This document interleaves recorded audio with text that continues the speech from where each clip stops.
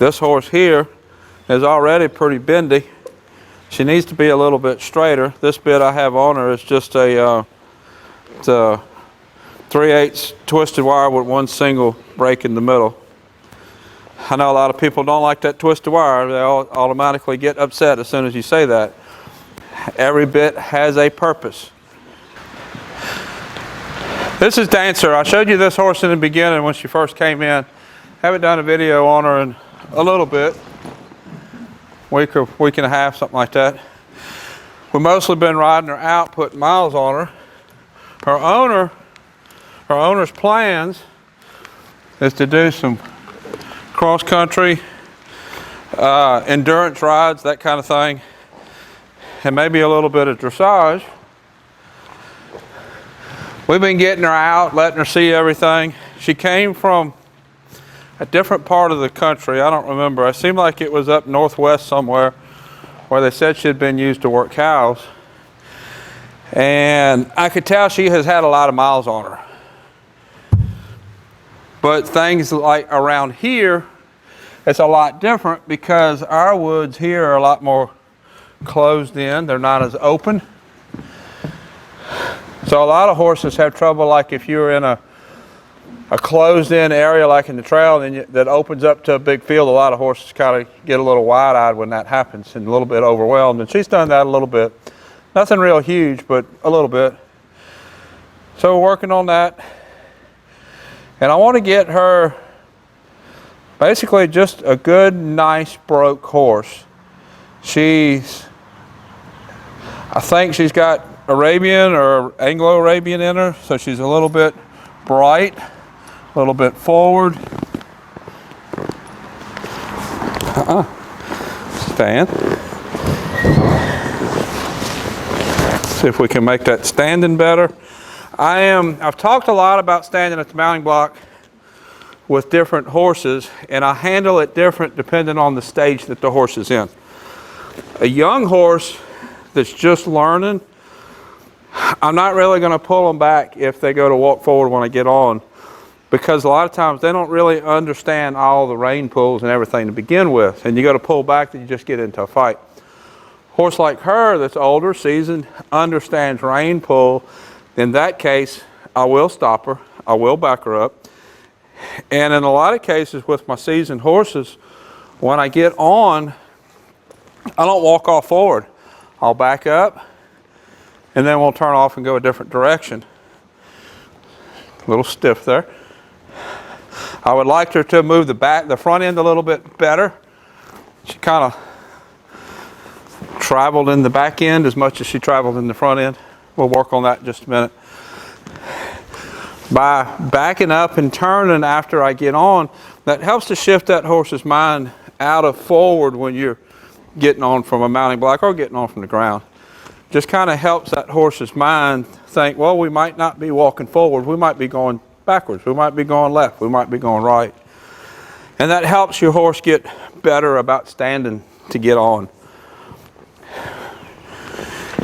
In the beginning, she was a pretty forward horse, and she's still forward. She still wants to go, but she's relaxing a little bit better about not going off so quick. So as I get on her, I'm going to go into my circles, steer left, steer right, just like I do with any other horse. That routine, just like I've talked about getting on a green horse, the first thing we do is walk circles. That is the first thing I do with a green horse. That is what my warm-up for that horse for the rest of that horse's life. Always the same thing. And by establishing that consistency, I can take a horse to a different place, and the horse might be worried about what's going on, but because my riding has been consistent, turn. So I want to go back to the step.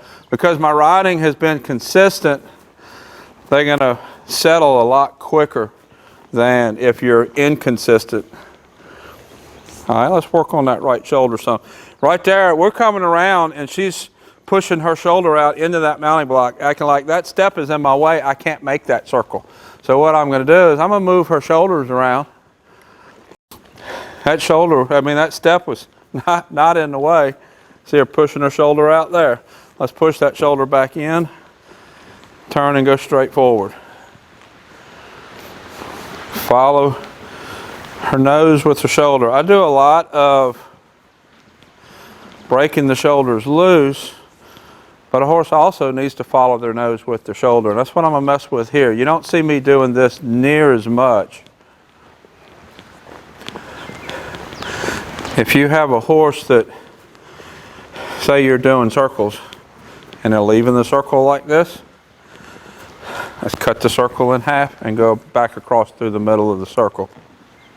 Then we'll go back into our circle. In a minute, I'm going to start doing some bend counter bends with her, but I want to do this first.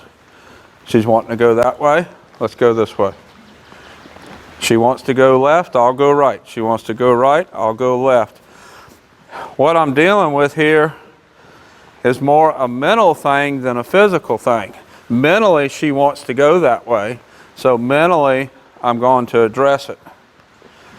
Physical would be developing the skill that she would get off of my leg to bring that left shoulder back in if she's pushing the left shoulder out. So if I ask her to go right here, and she's drifting off that way, that's a mental thing. She's wanting to go that way. Now, I've cut that circle in half a couple of times. Now she's a little bit more with me, more following her nose. Let's turn and go the other way.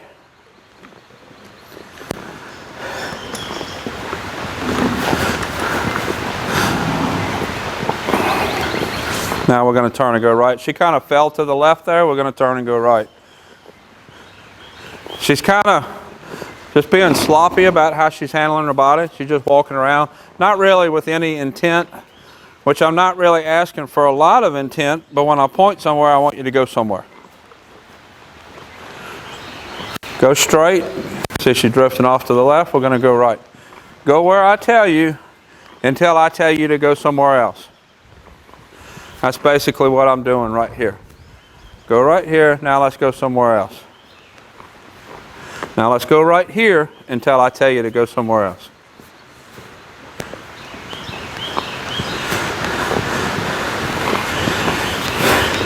Good. Now let's go left. Go left. Now go this direction until I tell you to go somewhere else.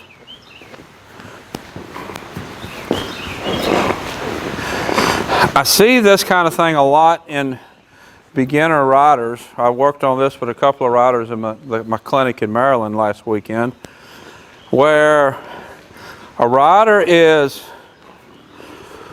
more reactive to the horse, not really giving the horse something to do. So if I turn this horse loose and the horse just kind of muddles around, I'm going to say, let's go over here. Look up, ride to a point. It's wanting to go left, let's go over here. Ride to this point. Now we're going to ride to that bucket over there. Look up, let's ride to that bucket. Now we'll ride to the camera. And just that little bit of me showing some confidence in let's ride over here, that's going to help the horse be more willing to do what I ask her to do. She had rubbed out some of her mane before she came. Let's turn right. She's a little bit resistant turning right there.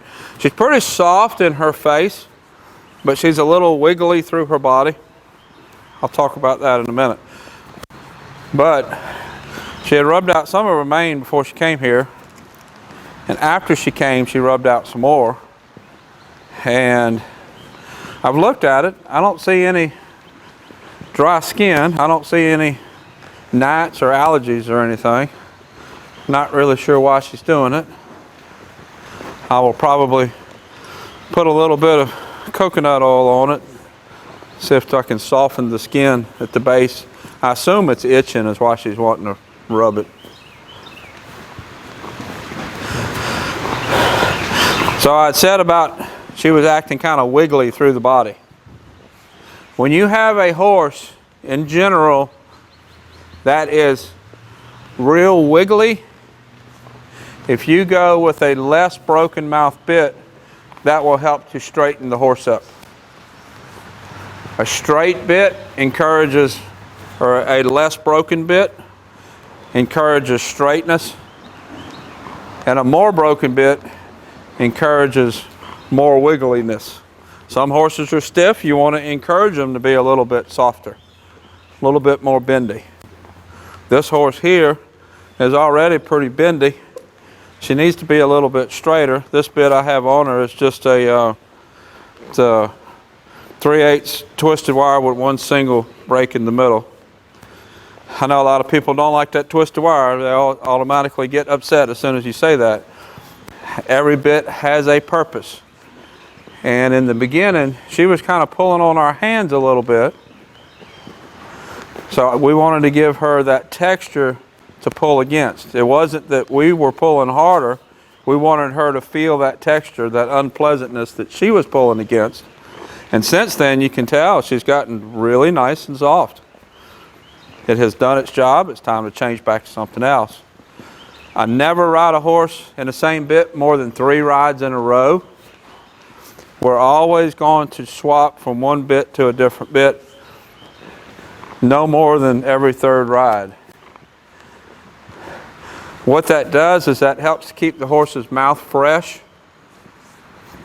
And you should be using your different bits. Now she's drifting off to the left. Let's turn right.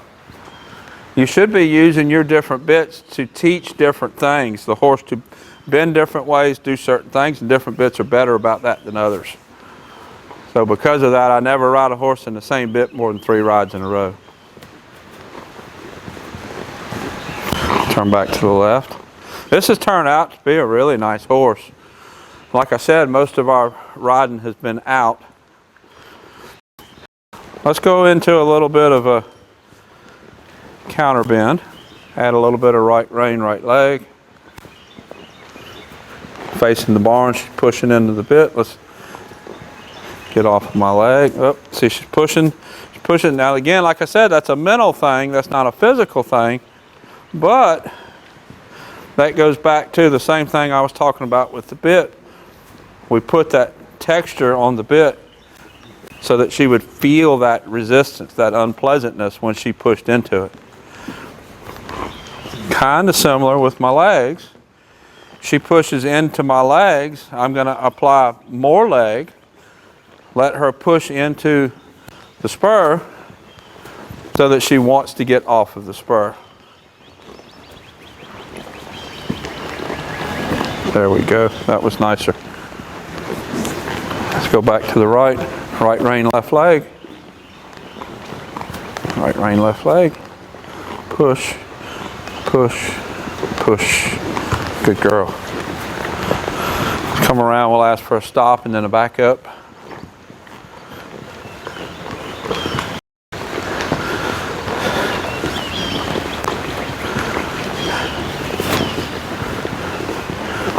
Oh.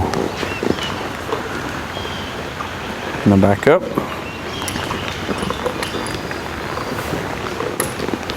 Okay, right here, as we back up, she's kind of kicking her butt off to the left. So what I want to do is ask her to walk off to the left now. Bring the shoulders to the left. Shoulders to the left. There we go. Let's stop. We're going to back up again. Back up. Back up. Back up. Squeezing with my legs. My hands, all my hands do is say, don't go forward. That was a much straighter back up. You see how just by bringing her shoulders over in front of her butt, straightened that back up. Straightened it up.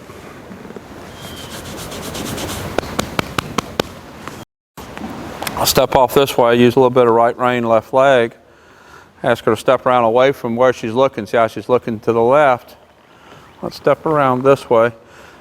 And doing those kind of things, I can step her towards where she's looking, or I can step her away from where she's looking. I'm going to get a little bit different response.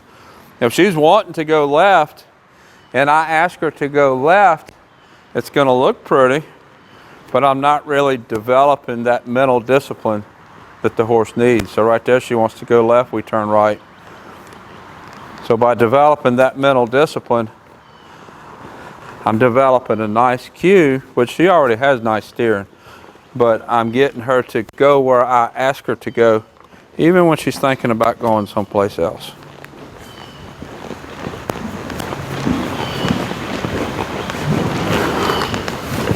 Go to the right. Left leg. I gotta have her nose pointed a little bit with my right hand. I have a little bit of left rein. She's pushing into my leg with her shoulder. I'm not gonna release until I get movement. There we go. Forward. That was just her wanting to go where she wanted to go. She knows how to steer.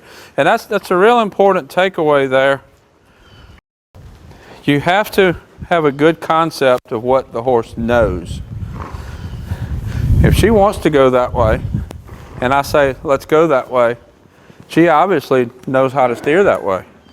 But if she wants to go that way and I say, let's go this way, and she don't steer, I'm going to handle that a little bit different, because that means that she don't want to, not that she don't know how. Big difference there. That is Lena and Campo fussing out there a little bit. And Campo is a gelding, he's not a stud. And Lena is the one causing most of the ruckus. Lena is the gray. There we go, that was nice. That was to the barn. Let's see if we continue that away from the barn. There, it's pretty nice. Let's see what we have for haunches movement. Slide my leg back, push the haunches. Good girl. Ask again. Haunches to the right. Good girl. Haunches to the left. Now she's backing up. I'm not going to release my pressure. Haunches to the left off my right leg. I'm not going to release until she does what I ask. There, now I'll release. Haunches to the left off my right leg again. Good. I'll turn around a little bit and let's talk a little bit about that. So I'm asking for the back end to move over off of my right leg. Real important there, as I do that, then I'm kind of blocking this side so that I don't get the front end too. See, my hands are up here. I don't keep my hands down there. If my hands are down there, her shoulders are going to be going out here looking for the reins. Hands are up here, keeping her contained. My left leg is there. My left leg is just there. I wasn't really squeezing. Slid my right leg back. Ask haunches to go over. Wait. And release. Good girl. Now let's move the front end on that way.